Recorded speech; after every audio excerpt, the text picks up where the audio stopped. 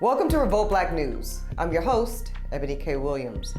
Now, from New York City's vaccine mandate to actual mask bans that are taking places in red states like Texas and Florida, we want to take a different approach today as to how we discuss all of this and how it affects, of course, our people. So today we wanted to bring in some familiar faces, some Revolt family that all of y'all now know and love, to have a roundtable discussion about what this means for the culture, how much our community can potentially lose in this situation, and how we all feel about it. All right, y'all, so you know her from major appearances on networks like MSNBC, CNN, and Fox News. Of course, we love it when she holds things down for us here at Revolt Black News, Rochelle Ritchie. Also joining us, he is my other half of my podcast, Holding Court with Eboni K. Williams. And of course, check him out on the fantastic podcast, The Friend Zone, where he keeps it spicy. And of course, we see him often here at Revolt Black News celebrating Black excellence, Mr. Dustin Ross. Welcome both of y'all to the show. Thank you, Eboni. Hey, Eboni. Thank you. Hi, Queen. All right, y'all. So listen, last week, New York City became the very first American city to require proof of at least one dose of a COVID-19 vaccination for a variety of indoor activities. So this is gyms, restaurants, performances. We know that this has a variety of impacts. One of it is, how Black folks are moving outside. Some of this is the fact that some people, Black people included, are not choosing to get vaccinated for a variety of reasons, including historical nature, Tuskegee experiment, what have you. And we want to understand all of that. But there are also impacts to Black businesses around these vaccine mandates. So all of this to say, y'all, it's a lot of factors. Rochelle, we'll start with you. How do you feel and how do you reconcile some of these new mandates? Well, I was living in New York during the time that the pandemic hit, and the country tends to follow behind New York's lead, and that's why I think a lot of people are nervous as to, is this something that is going to happen in my own state? I think it's unfortunate, though, that we're going to be in this situation where we're having to carry cards to prove our health status, and to share that with with managers or someone at a restaurant. And I also have concerns about it because I do think that it is a person's choice whether or not they want to be vaccinated. And to deny American citizens their freedom to spend their money in a restaurant or to go into a place where they want to enjoy or work out or do any of those kind of things, I think it's a little too much. I will say this: I am vaccinated. I have Pfizer. I got it in April, and now I'm starting to make copies of my vaccination card because I feel like I'm going to have to carry my card to just access certain businesses or certain places in the country that I want to visit. Fair enough. I got some hot takes, but I'm going to let Dustin go first. What you think about this, Dustin Ross? You know what? Bring it on. I'm one of the people who saw this coming in the beginning, and the day that I got my second dose back in April, I too was vaccinated in April, Rochelle. But that next day I went straight to get my card laminated because I knew that the day was coming when I was going to have to show it for whatever purposes. And here we are. While I don't like the infringement upon our rights, our choice to get vaccinated or not, I also don't want to enjoy those places. Gyms, restaurants, nightclubs with a higher risk of contracting COVID and suffering complications from that. So I welcome it. Let's push the needle forward. I'm tired of dealing with this and living like this. So let's keep making steps toward just moving past this. And I think this is one of those steps, Eboni.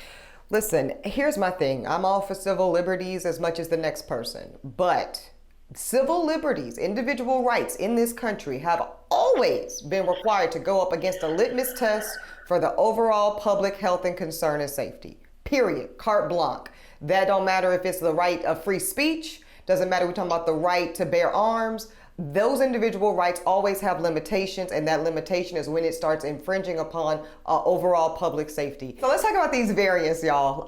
We know there's Delta variant. There's also now the Lambda variant. We know that that's all causing a lot of concern.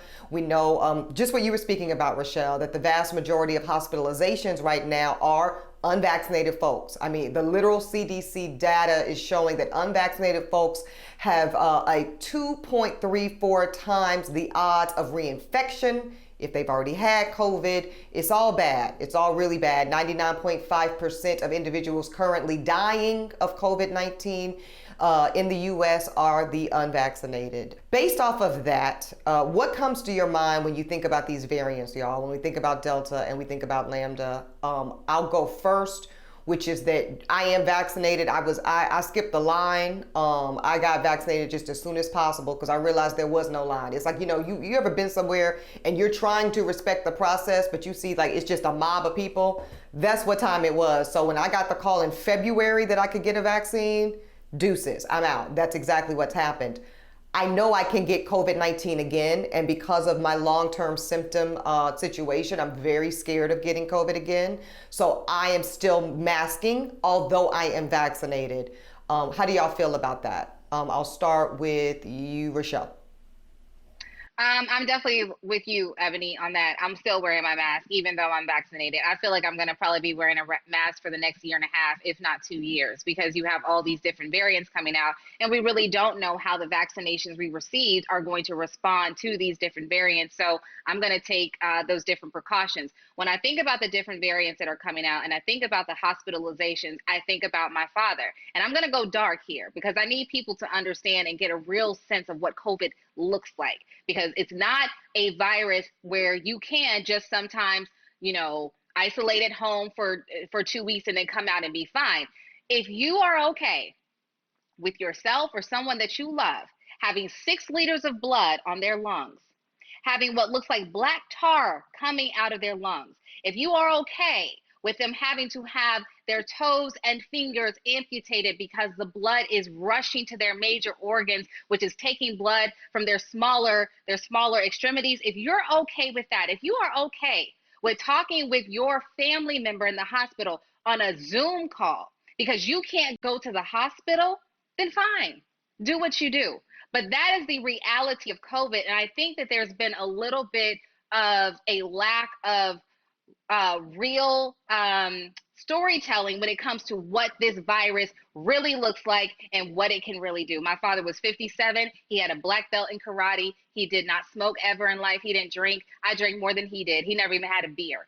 So we're not talking about somebody that was unhealthy, right? We're talking about somebody that was young and relatively healthy. So I just say, if that's what you want, if you're okay with that reality, then do you, boo.